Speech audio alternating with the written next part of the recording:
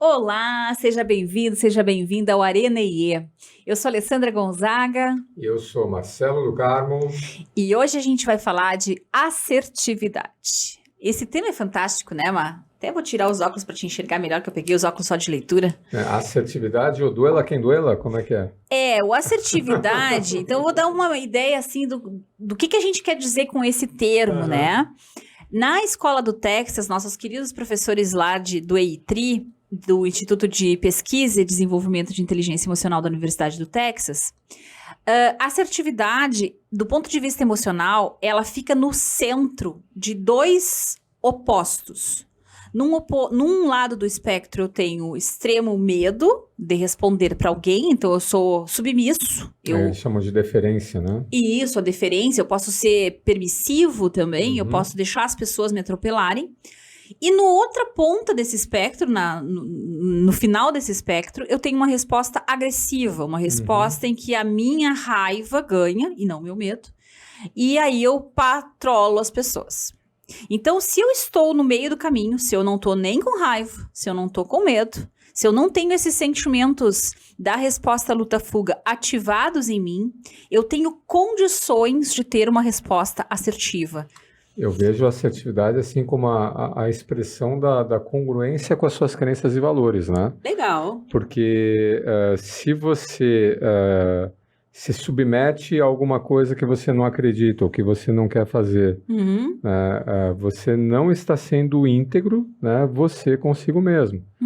Então, quando você consegue manter essa congruência, né, você consegue ser, né, onde você está atuando, uma persona coerente com aquilo que você acredita que deva ser, você consegue ser assertivo. Então, não quer dizer que você sempre vai estar brigando contra tudo e todos, né? Às vezes você está no lugar errado, né?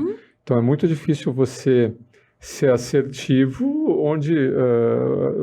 é aquela coisa que a gente brinca, né? O único sóbrio numa mesa de embriagados, né? Então, ou eu me mudo, ou eu mudo alguém, ou eu mudo, né, de área de atuação, né? Isso.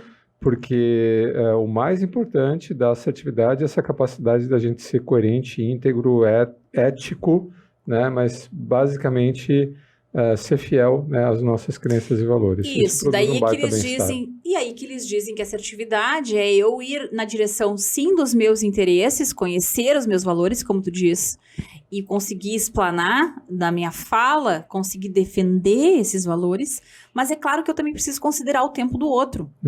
Preciso considerar o espaço do outro, porque senão eu vou ser uma pessoa agressiva e vou ter cedido à raiva que só pensa em você mesmo daí, né? Sim. Tá, mas aí veja só que interessante. Ontem eu tava navegando aí no Instagram e veio um videozinho de uma moça falando sobre a vantagem de ser chata. Opa. E daí ela dá vários exemplos de como ela é chata, né? Então, por exemplo, quando uma pessoa faz um comentário sobre a tua aparência, do tipo, eu acho que você engordou um pouquinho. E ela diz assim, eu não te dei liberdade para dizer algum comentário sobre mim. Ou, melhor ainda, eu não gostei do teu comentário a respeito da minha aparência. Poxa, quem é que consegue fazer isso, né? Aí ela deu um outro exemplo. Ela tá no ônibus. eu bem coisa de pobre agora, né? Eu pensei em vez de avião, eu pensei no ônibus, indo pra Alegrete, né? Mas tu tá indo no avião e de repente chega um casal, alguém diz assim, tu pode ir pra... A gente quer sentar no teu lugar, na janela, e eu fico Tu fica no corredor, porque a gente veio como casal e a gente tá com poltronas, um em cada canto, tu pode ficar no outro lado, no corredor. E a pessoa, ela diz, não posso. Mas como assim? Eu paguei pra estar na janela. Então, e às vezes com mãe, com filho também, fica mais complicado dizer isso não, né? Outro exemplo que ela traz, uma pessoa simplesmente comenta sobre você, alguma coisa que você não quer comentar. Por exemplo, quanto tu ganha, hein? Qual que é teu salário? E você diz, desculpa, mas eu não divido esse tipo de informação com todo mundo. Então, essa possibilidade de dizer o que tem que ser dito, tem muitos na nossa sociedade aqui no Brasil que vão entender isso como chatice, como grossura. Numa sociedade que nem a sociedade americana, eu tive a oportunidade de morar um tempinho lá, bem pouco tempo, mas consegui sentir essa vibe. Isso, o nome disso é segunda-feira, é terça-feira, essa é a vida. Tem até aquele livro, eu esqueço o nome do autor, né? O Coragem de Não Agradar, né? Uhum. Não sei se tu lembra. Claro, lembro. Que é justamente isso, né? Sabe o que acontece, Ali?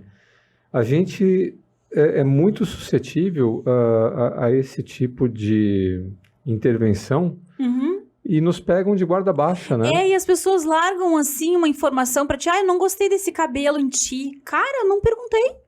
Tem até... E aí tu passa por grossa, né? Quando tu faz o treinamento de inteligência emocional lá do PEDEC, um dos vampiros é esse, né? Um intimidador, né? Não, esse seria... É uma mistura de intimidador com interrogador. Com interrogador. Porque o camarada até utiliza esse tipo de artifício para te medir, né? Isso. Eu vejo... porque a maior parte do tempo a gente está focado na tarefa, a gente está focado no objetivo maior, no objetivo do grupo, no objetivo da organização. Só que tem pessoas que elas são treinadas e focadas, né, nos seus próprios objetivos e interesses.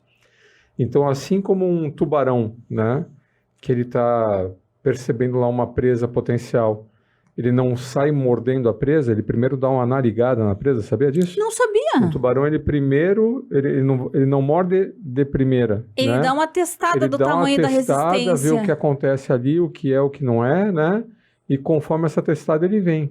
Então, eu entendo esse tipo de... Interessantíssimo. É um shark attack, né? É um ataque para ver do que você é feito. Isso. Né? Se você cede, é mais deferente ou menos deferente, se você cede, tá, e agora eu coloco a minha linha de ação. Isso. Porque eu chegar de uma forma, talvez, mais enfática, sem saber como é que você vai reagir, eu posso me dar muito mal, né? Eu posso passar por arrogante. Mas se eu dei uma testada e você cedeu, você caiu, peraí que eu vou me deitar aqui agora. E a gente, às vezes, não está alerta, né, para esse tipo de defesa, né, que tu exemplificou aqui.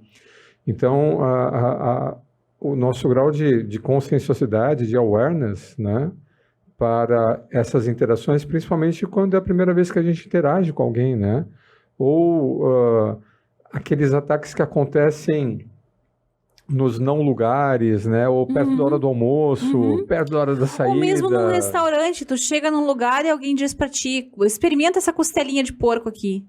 Tu diz, cara, eu não como porco. E aí, não, mas como assim tu não come porco? Tô chutando.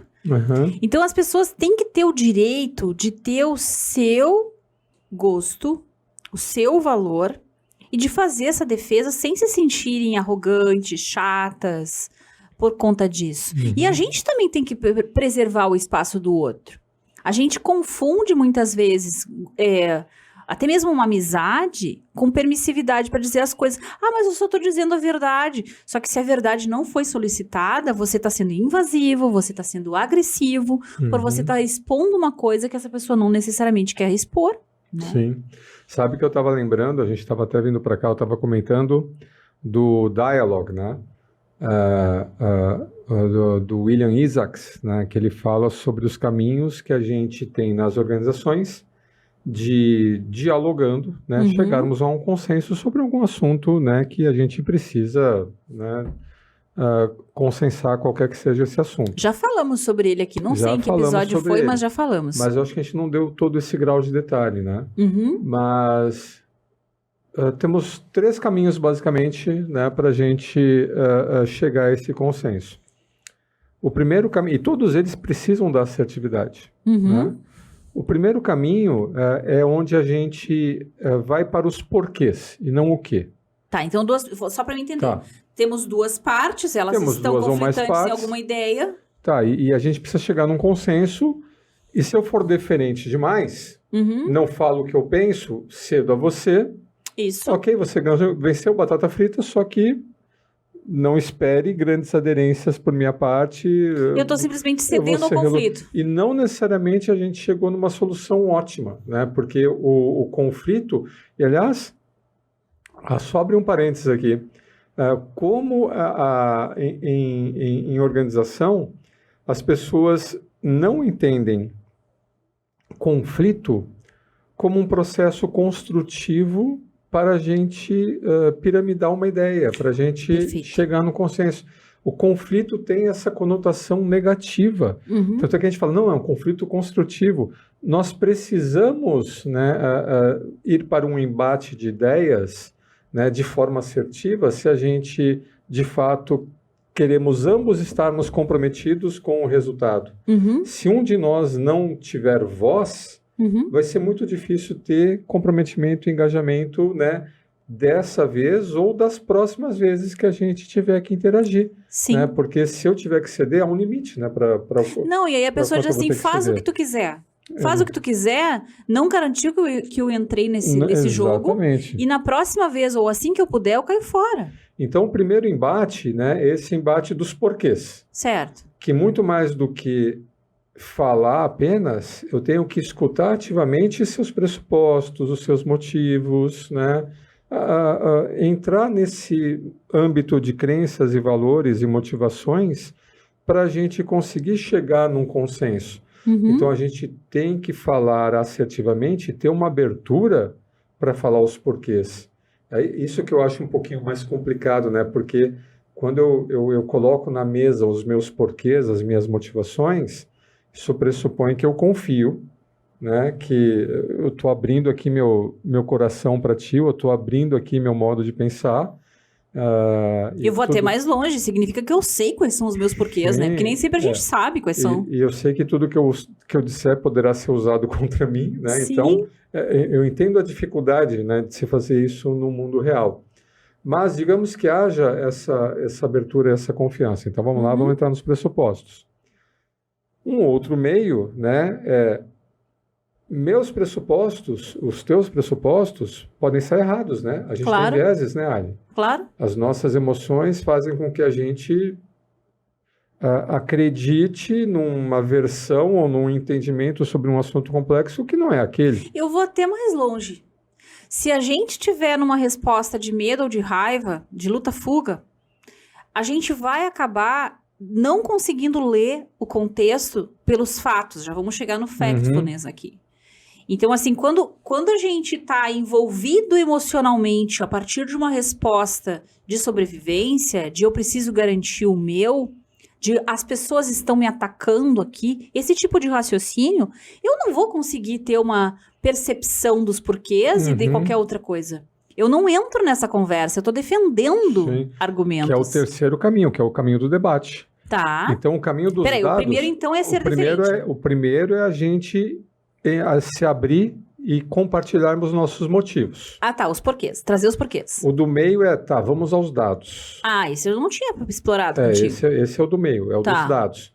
Informações. Das informações, porque os meus motivos, os meus porquês, eles têm esses vieses, eles têm esses filtros emocionais, que é aquela brincadeira, eu estou vendo uma parte do elefante, não estou vendo o elefante todo. Isso. Então, quando a gente põe na mesa dados e fatos e passa para técnicas de análise sistêmica, pensamento analítico, pensamento crítico, a gente está compartilhando, né, os dados, em cima dos dados vamos construir o nosso entendimento. Nossa, muito mais difícil isso. Muito mais difícil e nem sempre os dados estão disponíveis. Nossa. Né? Tá. E o terceiro jeito? É o debate. Terceiro aí vambora. Dedo no olho. É um debate, né, onde haverá um vencedor, um perdedor, né, e esse pseudo compromisso, né, com... Mas o que é interessante aí, eu não sou uma especialista no campo de debates, eu sei que mais uma vez aqui na cultura americana existe, agora bem menos, né, porque a gente tá com a cultura woke, com os cancelamentos, no o que mundo, pode dizer, o que não pode Deus dizer. O livre, exatamente. Então, esse politicamente correto mais policialesco que se instalou, né? Ele tá tirando das pessoas essa espontaneidade e até mesmo esse caminho de valores diferente do que o tradicional. O politicamente correto, ele se sobrepõe ao verdadeiro. E aí é uma das maneiras da gente não ser assertivo, né? Exatamente. É uma das maneiras da gente ir para uma zona de conforto em que eu pareço bonzinho. Fala de novo isso, ser politicamente correto não é ser assertivo. Porque, vamos lá, não é que não seja, mas há uma dificuldade maior de garantir assertividade, porque eu vou estar segurando os meus... Eu não vou A partir do momento que eu não posso falar o que eu acredito, eu Isso. não estou sendo assertivo. E existe ali uma concepção do que a palavra está sendo usada e como cercear a palavra, que eu acho bem complicado, sabe? Eu Não não tô dizendo que a gente concordo. tem que ter liberdade para xingar ninguém, Não, não me mas não é entendam mal. xingar. No campo de embates, eu não concordo com o que você diz, É. e aí eu desqualifico o que você diz. Eu sempre dou um exemplo de uma aula que uma vez eu fui dar lá na Serra, e eu cheguei, a minha aula era sobre valores. Uhum. Daí eu comecei, a intenção era fazer a relação entre os valores e o nosso comportamento, de como a gente acaba fazendo uma defesa desses valores e aí passa para o campo emocional, e desse campo emocional existem determinados comportamentos que a gente manifesta. Então eu queria fazer essa relação, valor, emoção, comportamento. Uhum. Beleza. Cheguei na aula para colocar isso e a turma começou um motim. Ah, não, a gente já teve aula de valores. Valores, isso aí já tá batido. Ok, muito bem. Vamos modificar a aula então. Se vocês já tiveram aula de valores, vamos fazer um pouco diferente. Vocês vão defender os valores de vocês. E aí eu peguei os temas mais polêmicos que tinham. Eu peguei pena de morte, aborto. Me dá mais um aí dos complicados que as pessoas acabam se pegando. Divórcio, tá? Ok. Peguei vários. Cotas, perfeito. Cotas era uma deles. Aí ok, agora vocês vão para os grupos. Eu quero alguém defendendo a favor e alguém defendendo contra. Ah, mas e se não achar alguém a favor ou alguém contra? Achem. Coloquem-se no lugar de quem acha a favor. Coloquem-se no lugar de quem acha contra. Depois vocês podem defender o que vocês realmente acreditam. Eu quero que vocês leiam pela lente de quem vê a favor, quais são os argumentos que essas pessoas têm e como é que elas defendem esse valor. Bom, ali amaram a aula, quase se pegaram no pau. Mas é muito difícil se ter esse tipo de abertura. Não existe um único jeito de ver as coisas. E a gente tem que respeitar a percepção das outras pessoas. Você não precisa concordar. É a empatia cognitiva, né? Eu não preciso concordar contigo, mas eu entendi teu argumento. Eu entendi qual foi o valor que tu está defendendo. E isso é um exemplo de civilidade que a gente está perdendo. A gente está indo para concepções como se fossem genéricas, e aí as pessoas elas vão direto para o ataque. Então, se tu não concorda com o meu ponto de vista, eu sou contra você. Não contra o seu ponto de vista. Eu sou contra a pessoa que você é e o que você representa. E você vê, né, Ali, isso é uma coisa que, como o mundo dá voltas, né? Eu me lembro lá na década de 80, que a gente tinha os primeiros, 80 não, 90, que a gente tinha os primeiros MBAs aqui no Brasil. E a gente, lá no início de 2000, quando a gente começou a estudar as dificuldades da liderança, um dos problemas do camarada que estava ali Então a gente falava alta administração, ainda não tinha o si, né? Alta administração. Um dos problemas da alta administração era o isolamento da alta administração. Era o camarada que ele chegava para uma reunião e ele punha uma ideia na mesa e ninguém tinha coragem de contrapor. E a gente comentava vários artigos comentando do quão isolada e solitária era essa figura do presidente, do C-Level, que ele não tinha ali nos seus liderados ou nos seus pares uma abertura para esse contraditório. Ele não tinha alguém que chegasse assim e falasse, não, peraí, vem cá, né?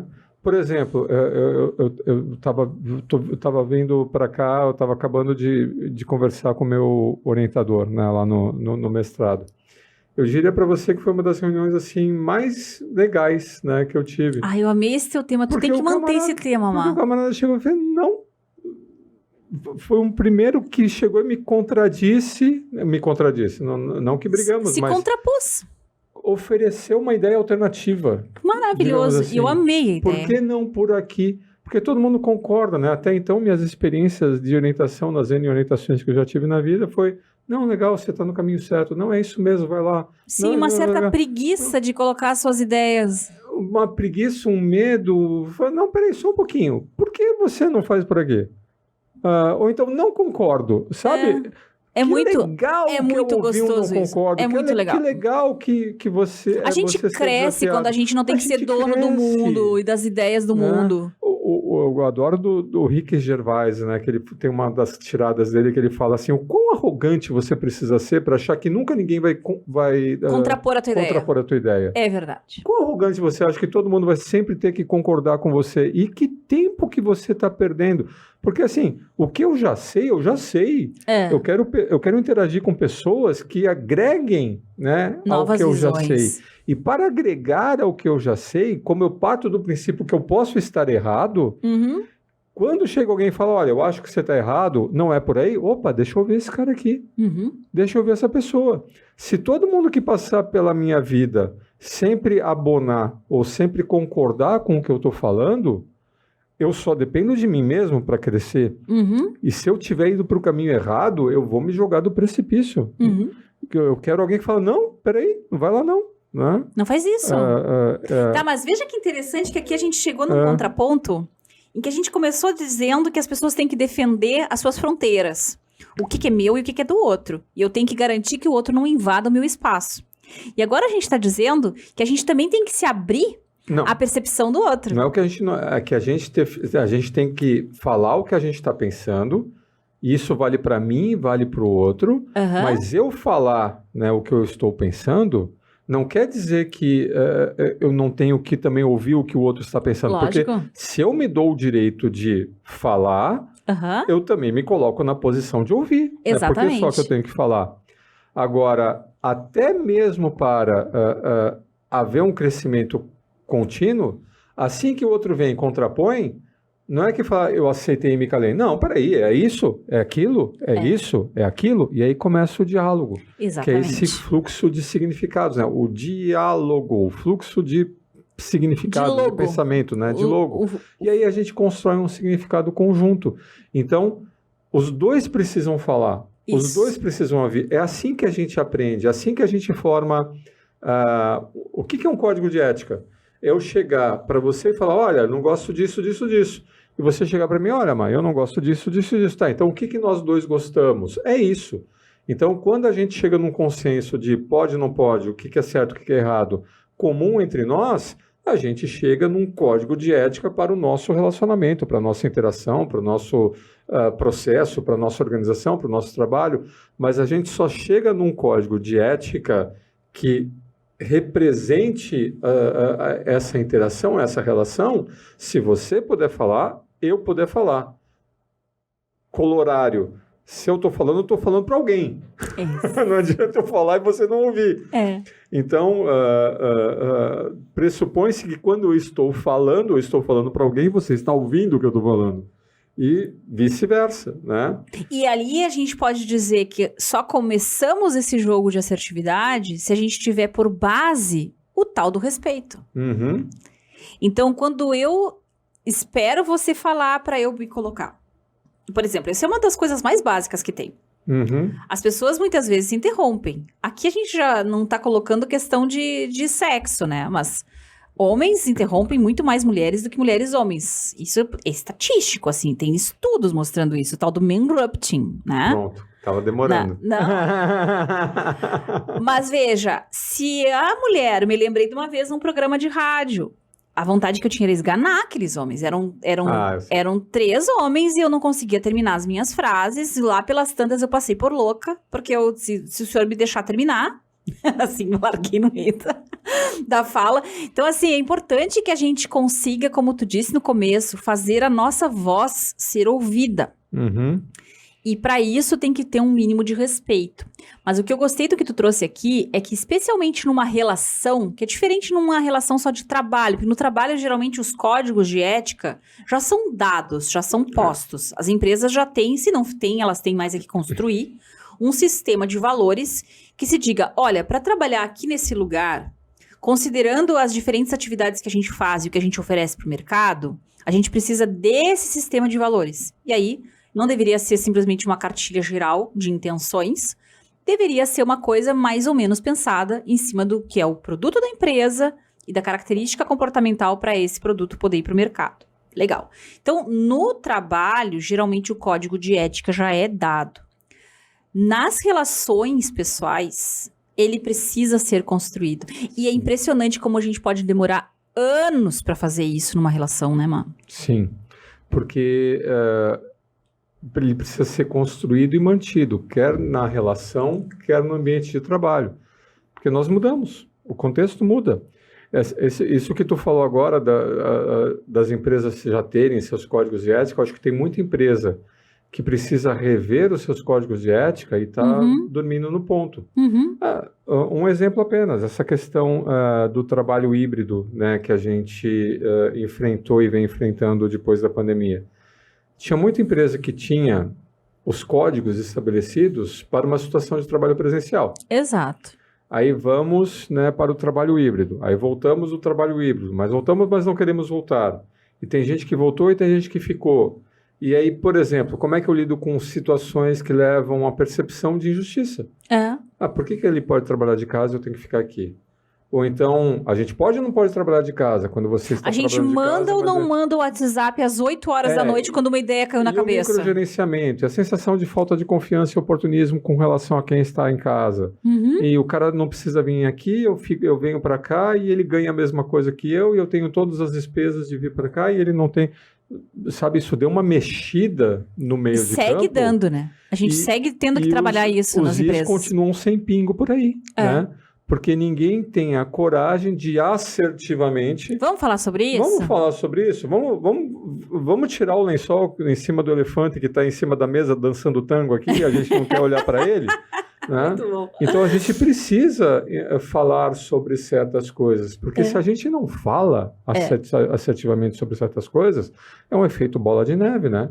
E o que Quando começa eu falo, a acontecer... eu não falo. E o que começa a acontecer, eu estava lendo sobre isso também essa semana, aí pensando na educação dos filhos, né? Quando os pais, eles não validam os sentimentos dos filhos, por exemplo, cada vez que o filho vai dizer uma coisa, o pai tem uma super reação emocional, mas o que tu tá reclamando? Mas o que não sei o que? Esse tipo de coisa. E nesse caso era relações pais e filhos, mas poderia ser o contrário também. Sempre que eu tenho uma resposta do outro extremamente intensa a uma necessidade minha, tipo, eu não posso manifestar minha necessidade, o que vai começar a acontecer? Eu vou começar a evitar essa pessoa, falar sobre qualquer coisa, me posicionar. Eu vou começar a ter cada vez mais relacionamentos em que eu vou anular as minhas necessidades, porque daí eu não vou precisar passar por esse mal-estar de estar lidando com o outro. Então eu queria que a gente falasse um pouquinho sobre isso, que foi os livros que a gente acabou trazendo aqui. Me parece que muitas vezes a gente não consegue ser assertivo, e não é porque a gente não veja valor, é porque é muito desconfortável ter que lidar com a reação do outro. Então, pode ser de não agradar o outro, como o livro Coragem de Não Agradar, né? Mas, às vezes, é mais profundo do que isso. Às vezes, eu tô lidando com aquela sensação de medo até da resposta do outro. Por exemplo, hoje de manhã, estava conversando com um cliente e ele tem um sócio, um colega, que essa pessoa... Então, eles são donos, né?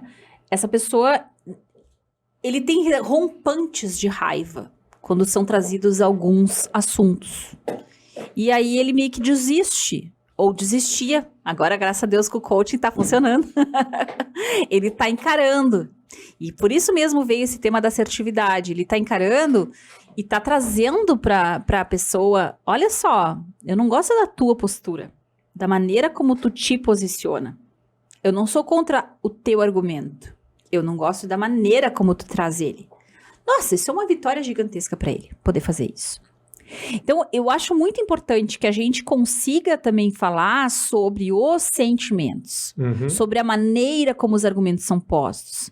Sobre, por que tu tá erguendo tua voz? Né? Por que tu tá trazendo isso dessa forma? E nesse primeiro livro aqui, eu quero que tu comente um pouco do Misbehaving, né? Esse aqui é um livro, embora o nome seja em inglês, ele é um livro em português, né? Ele fala sobre o efeito desse mundo emocional nas nossas decisões. E o que eu quis chamar a atenção aqui é que às vezes eu tomo a decisão de não abordar um assunto, de não encarar um conflito, de não me posicionar pelo desconforto emocional que eu estou sentindo. Correto? O Thaler, basicamente, ele coloca que quando a gente tem algo a perder, quanto mais a gente tem a perder, mais medo a gente tem de tomar uma decisão que possa pôr a perder aquilo que a gente já conquistou. Que maravilha isso. Repete de novo mais isso. Quanto mais a gente tem a perder, mais a gente tem medo de tomar uma decisão que possa pôr a perder mais a aquilo que gente já fica conquistou. com a zona de conforto, Isso. não mexe Por naquilo. isso que, e ele até coloca estudos com relação a isso, por que os jovens, né, de forma geral, são mais atirados, têm mais rompantes, né, e as pessoas de mais idade são mais ponderadas, né, são mais equilibradas. Justamente porque, em geral, né, o jovem não tem nada a perder. Ele tem muito pouco a perder ali no início da carreira dele, né? Então ele é mais atirado, ele é mais impetuoso, ele é mais, né? E à medida que você vai conquistando o que quer que seja que você conquiste, uma reputação, né, uma posição, uma carreira, bens materiais, relações, status, etc., você começa a ser cada vez mais zeloso e cada vez mais você se entrincheira, você tenta preservar, né, o status quo, não apenas a sua posição, mas as coisas serem como são. Né? Então você não questiona tanto assim o ambiente. E é interessante, né? Eu lembrei da primeira empresa que eu trabalhei, a Siemens, eles tinham idade limite para o pessoal da diretoria. Tinha idade mínima para você ser, e máxima, né? E a idade máxima na época era 60 anos. Nossa, muito baixo. Hoje enxergam como muito baixo. A expectativa de vida na época e o tempo de aposentadoria na época. Por quê? Porque você poderia começar a agir como um sujeito que é contra a mudança. Né? Então, poderia agir contra a capacidade ou a necessidade que a organização tem de se adaptar. Isso ajuda a explicar também, muito interessante, adoro que vão caindo umas fichas enquanto a gente conversa. Isso ajuda a explicar por que jovens tendem a ser mais progressistas e pessoas mais velhas tendem a ser mais conservadores. Embora a gente saiba que tem um intercâmbio imenso também nisso daí, né? Mas via de regra, quando a pessoa estabeleceu um determinado conjunto de fatores para a sua vida, ela vai tomando posições um pouco mais conservadoras e na juventude é mais comum a gente ter posições mais progressivas. E é isso que a gente estava conversando a semana passada, né? Da importância da inteligência emocional que tu ensina. Porque quando você não é assertivo, quando você não se posiciona, quando você hold the horses, né? Quando você puxa o freio, né? E não faz aquilo que você gostaria de fazer, e você percebe ali um medo, um conservadorismo extremo, mas não é assim uma coisa que está envolta em bem-estar, aquela coisa assim com gosto de cabo de guarda-chuva.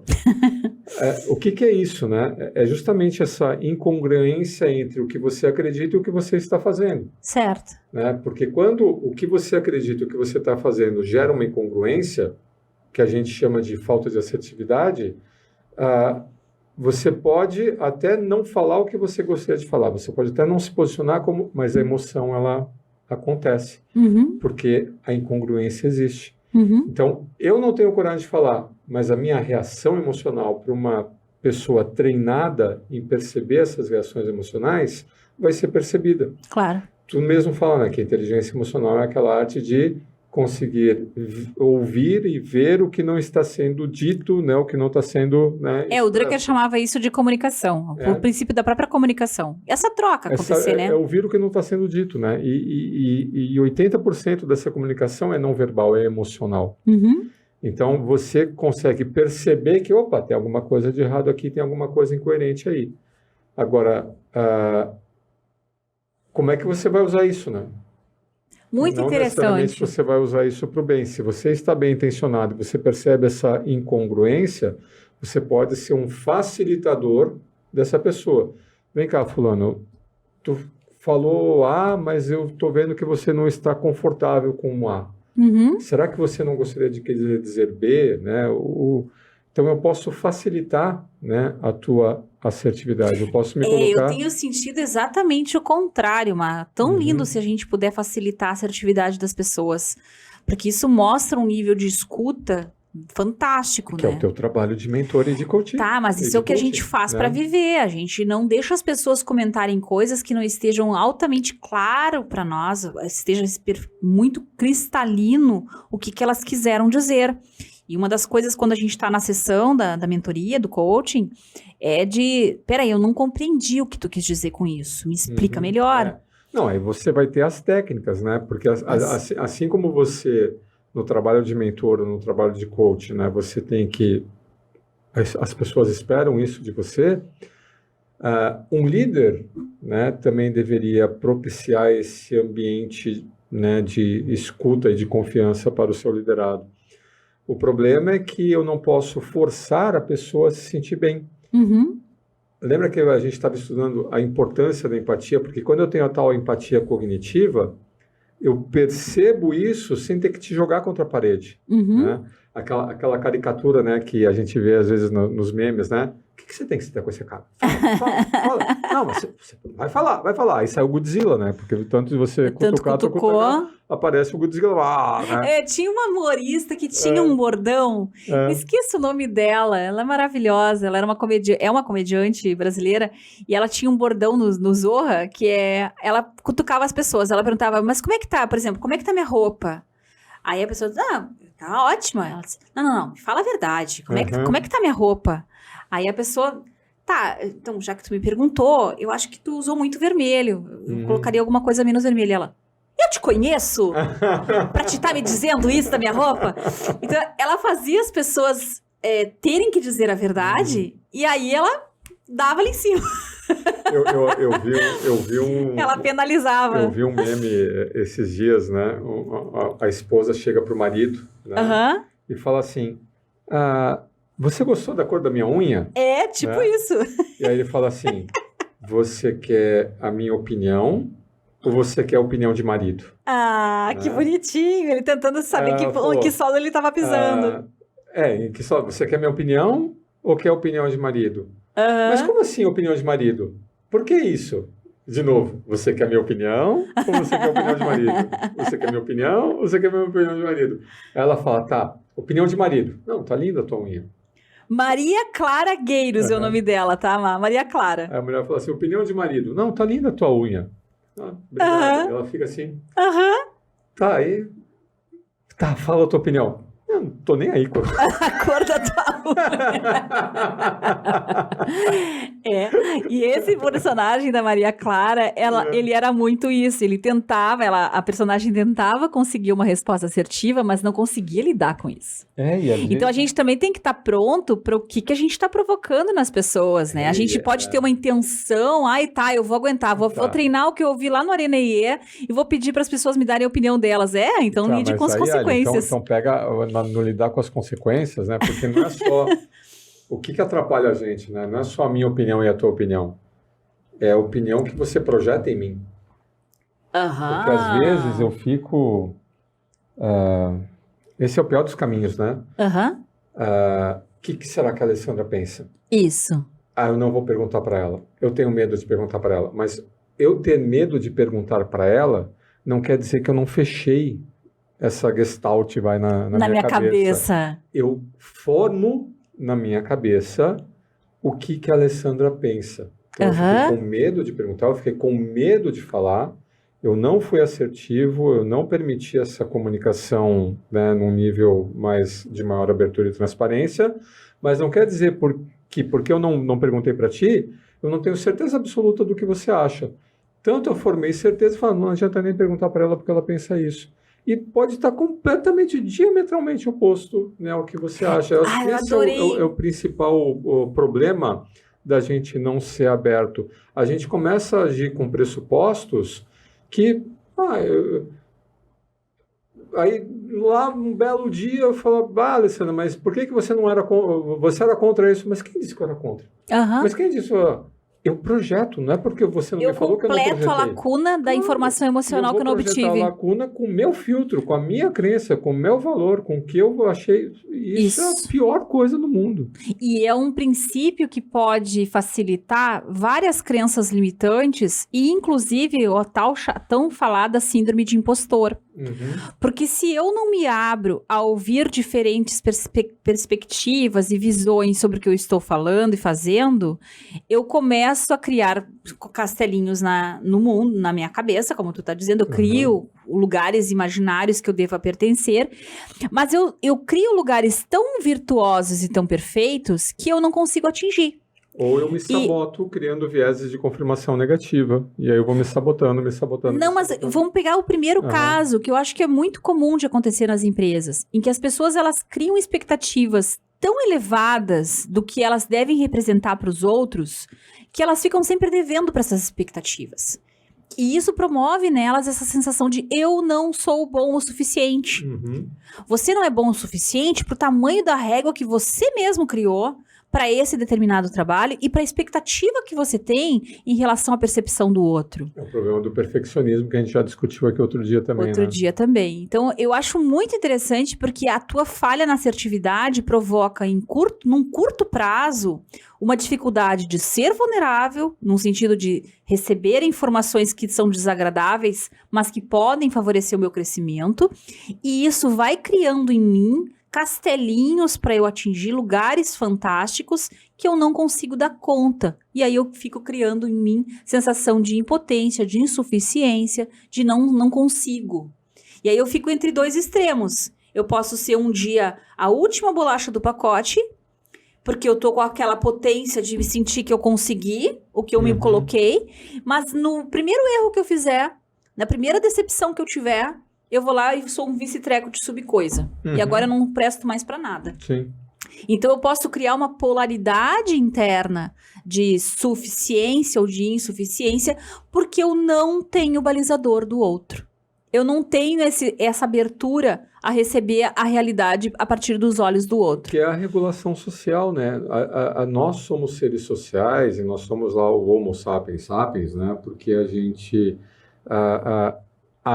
aprende, né, a adaptar o nosso comportamento, as nossas decisões, a partir, principalmente, do resultado das nossas interações com o nosso grupo. Então, a gente precisa pertencer a um grupo, e se a gente precisa pertencer ao grupo, é para interagir com esse grupo e esse grupo nos ajudar na nossa jornada de adaptação e aperfeiçoamento.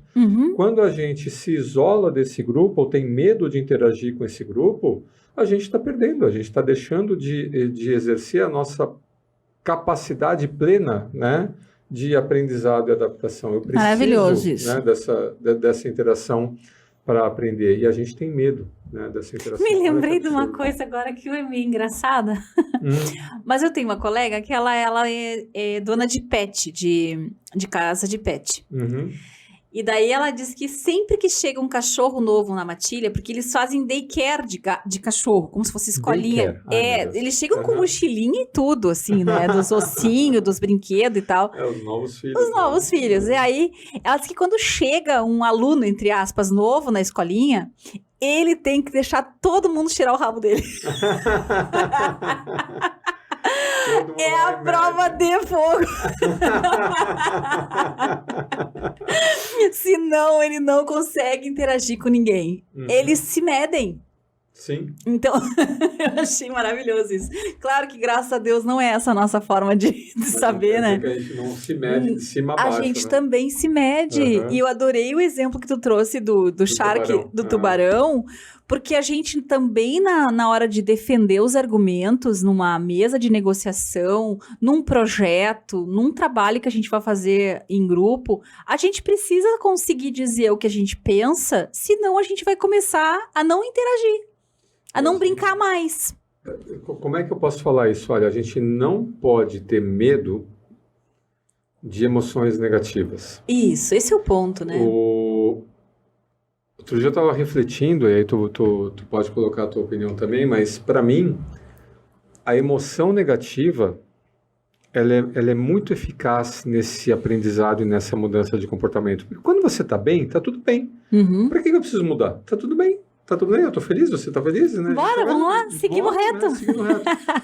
Quando não está bem, dói de alguma forma. É desconfortável. É desconfortável. Eu gosto vergonha, muito disso quando se fala das emoções negativas, elas são desconfortáveis. Então, e a gente tem um espectro muito maior, né, de emoções negativas, justamente para a gente conseguir muito rapidamente, ou de uma forma muito enfática, nos adaptarmos.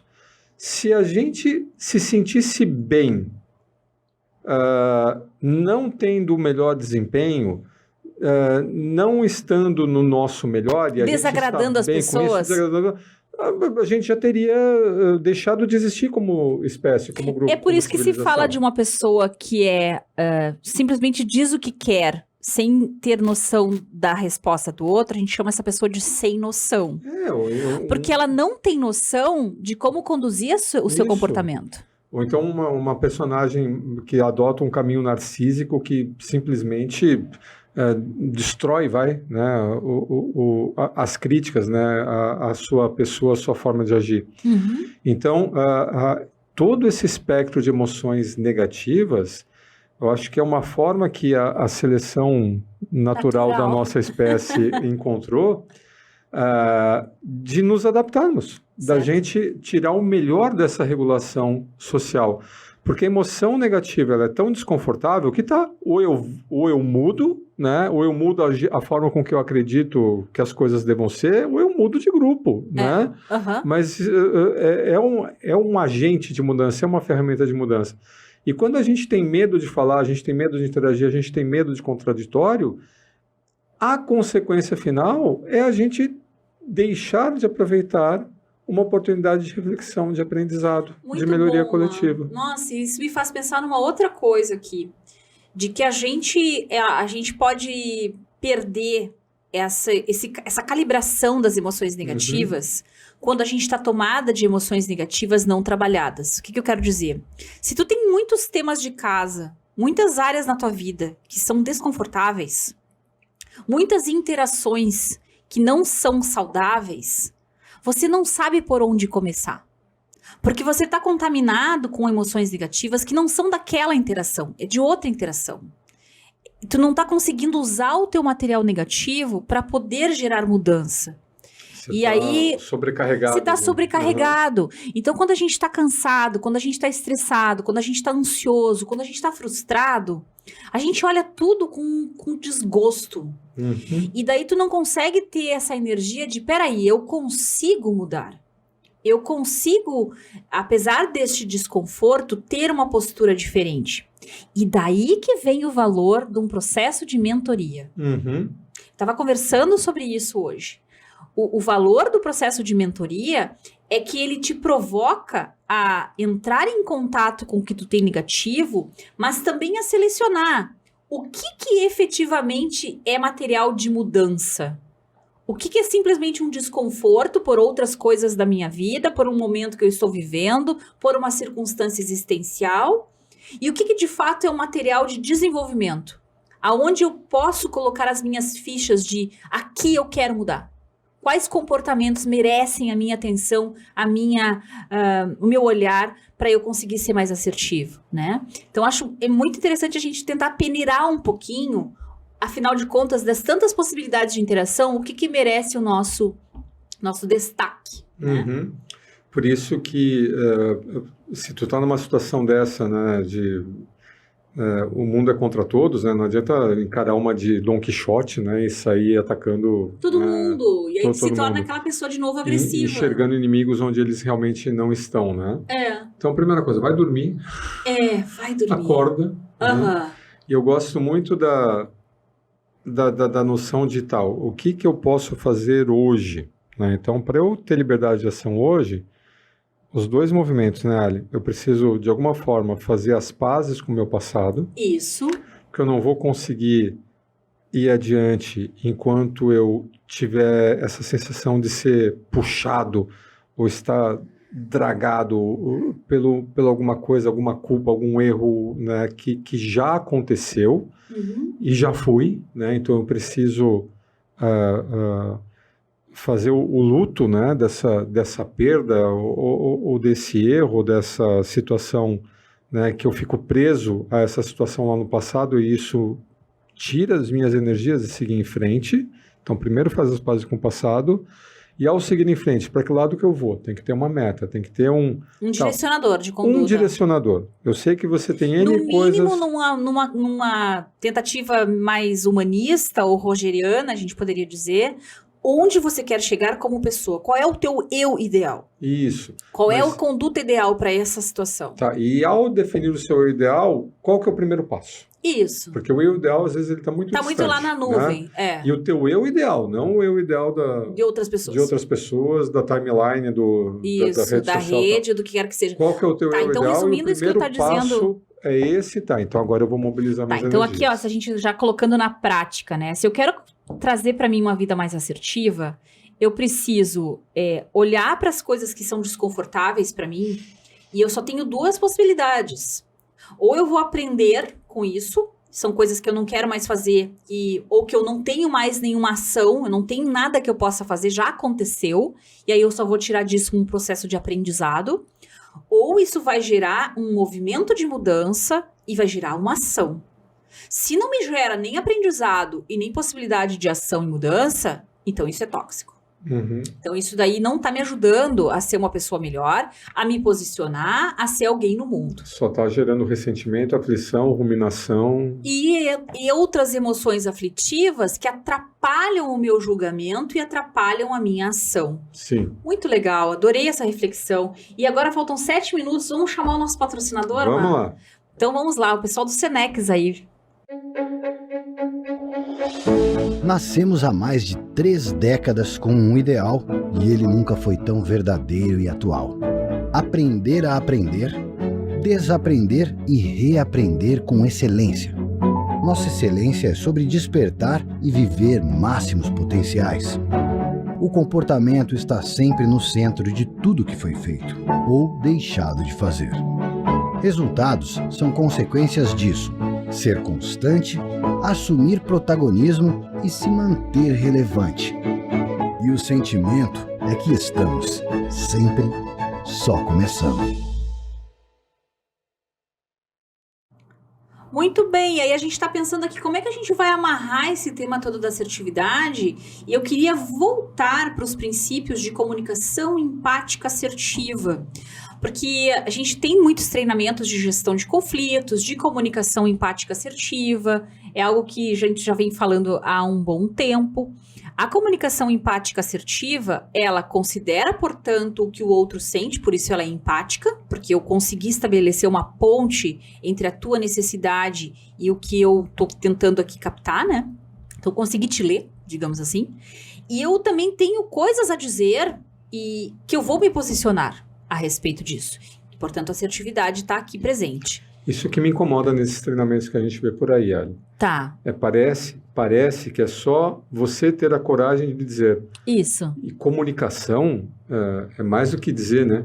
É ouvir. É ouvir, né? Então, eu gosto muito mais do Perfeito, mas às vezes diálogo empático assertivo, né? Do que uma comunicação empática Não, mas a assertiva. comunicação requer essa troca. Pois é, Só que o que muitas vezes as pessoas confundem, isso talvez seja da CNV. Sim, a comunicação não violenta, ela... Você elaborar um pedido. Que ela pressupõe que você tem que saber suas necessidades para conseguir dizer um pedido para o outro. Mas e claro que tu tem que estar aberto a ouvir os pedidos das outras pessoas, mas não tem muito essa segunda página. Não tem no treinamento as pessoas... ao código de ética, chegarmos ao consenso, chegarmos... Isso. Parece que é só daqui para lá, né? E fica não. mais... Não, e tem mais. Na CNV, eu muitas vezes senti que se dá ênfase demais ao sentimento da raiva.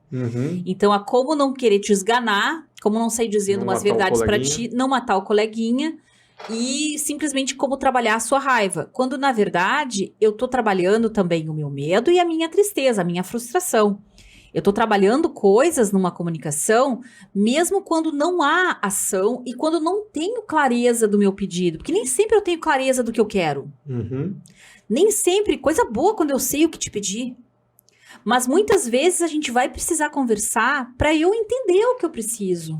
Exatamente. E aí a gente vai precisar estabelecer essa troca empática que não necessariamente vai gerar um processo de ação. Às vezes vai gerar tão somente um entendimento das coisas. Às vezes o que mais eu vou tirar de uma conversa não é uma ação específica. Sim. Mas é o que aprendemos hoje então, amiguinhos, né? E você, líder de equipe, né? Se você acha que você precisa disso, ou não tem certeza se você precisa disso, seu time está padecendo de falta de diálogo ou comunicação assertiva, veja os sinais, analise o contexto. Se tem comentários passivo-agressivos, Ah, sim. se tem relutância, Uhum. sarcasmo, aqueles comentários É sarcásticos. o que mais aparece no começo Se alguém, do trabalho. aquelas Quando se dá a piadas, frustração, eu quero dizer. as conversas, o excesso de conversas paralelas ali, né? As que a gente fala, panelinhas. as panelinhas, é Intrigas porque as pessoas palacianas. não estão sentindo abertura de dizer o que elas gostariam de dizer.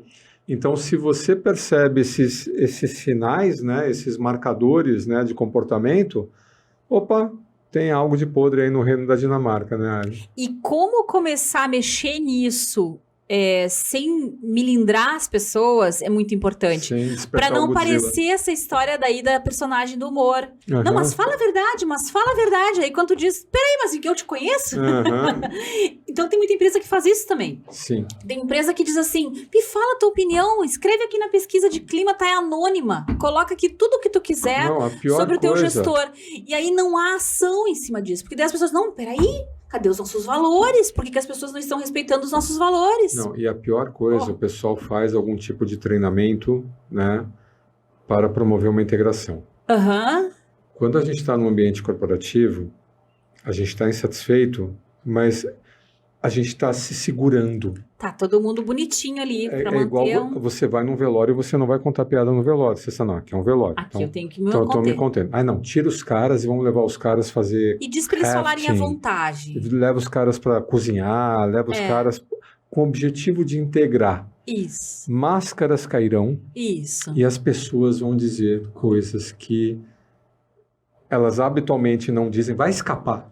Não, eu vou mais Vai escapar. longe. O efeito colateral pode ser, eu provoco em ti uma ampliação do teu estado de consciência, Uhum. e se tu não tinha clareza do que te incomodava, agora Agora tá vai ficar claro, claro. tá cristalino. E aí o pessoal vai lá, faz a imersão e volta, Isso. sem tratar as caixinhas de Pandora que foram abertas. Perfeito. Aí o pessoal fala assim, nossa, mas o que deu errado? O que deu errado? Que tu tá cutucando a casquinha da ferida sem saber o que você está fazendo. É.